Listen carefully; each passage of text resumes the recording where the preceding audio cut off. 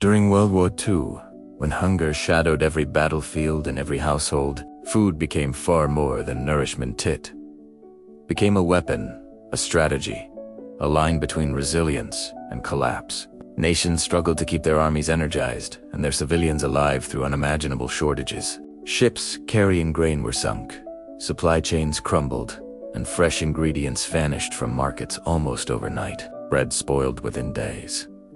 Rations stretched thinner each week. In kitchens and military laboratories alike, ingenuity began to replace abundance. Among the countless innovations born from wartime necessity, one stood out for its quiet brilliance: a flour blend that could last not months, but a full decade without spoiling. A simple powder designed to keep soldiers fed on distant fronts, sustain civilians trapped under siege, and support explorers in some of the harshest environments on Earth. Yet despite its impact, this remarkable invention faded from public memory, buried under the convenience of modern packaging and industrial preservatives. Today, we can finally bring it back into the light: the story and science behind the forgotten flour mix that managed to survive 10 years, untouched by time.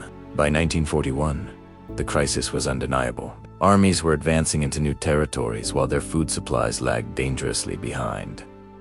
Civilians rationed every crumb. Recipes were stretched beyond their natural limits as people tried desperately to feed families with whatever they had left. This desperation sparked a simple but radical question: could flour, one of the most essential building blocks of human diet, be preserved long-term without refrigeration, additives, or complex chemicals? Food scientists across Britain, Germany, and the United States rushed into a race against sport. They discovered that flour didn't go bad because of a jit spoiled because of moisture and fats.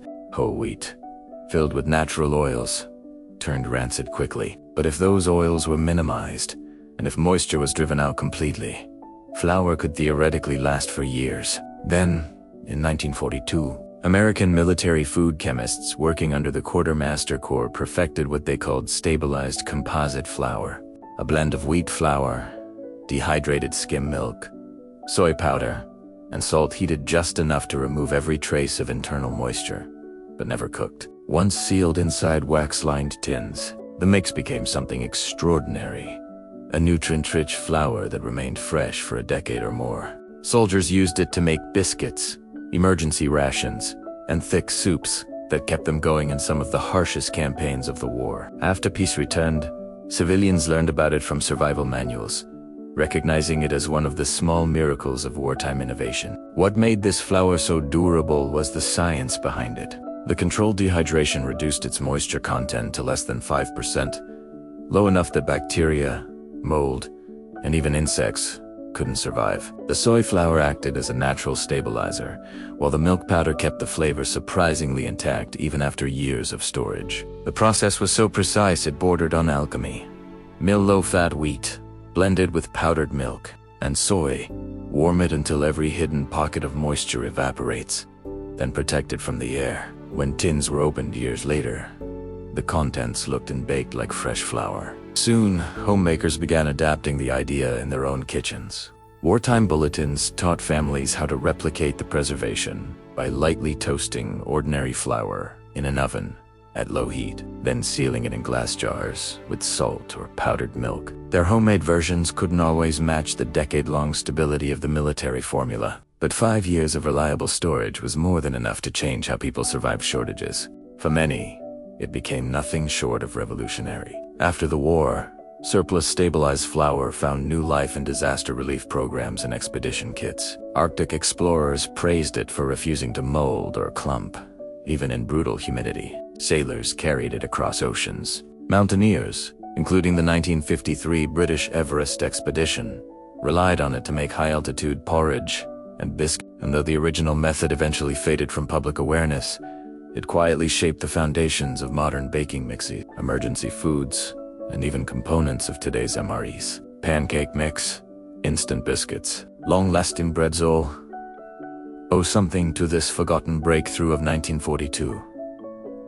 As industry added antioxidants and preservatives, the simple wartime method slipped into obscurity. Yet the principle behind it remains deeply relevant today.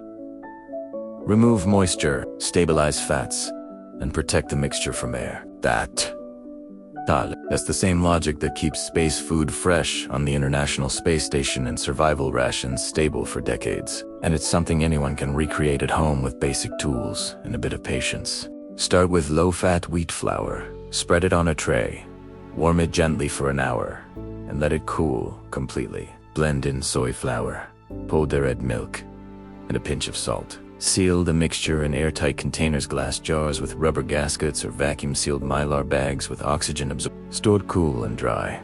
This modern version can still last 5 to 10 years, offering a reliable, nutrient-balanced staple for emergencies, remote work, or simply for those who want to be more What made T1942 formula remarkable wasn't just its longevity, was its simplicity. No chemicals, no refrigeration, just science, necessity, and the determination to survive. In an age where we depend more than ever on fragile supply chains and rapid distribution, the ability to create a food staple that defies time feels almost magical. But it isn't magic, it's method. And it's a method that our grandparents once relied on with total confidence. For those who love history, survival, or the ingenious solutions born from difficult times, this forgotten flour mix is more than a relic. It's a living example of how knowledge can outlast scarcity, how creativity emerges from crises, and how the past still holds lessons that can feed the future, sometimes quite literally.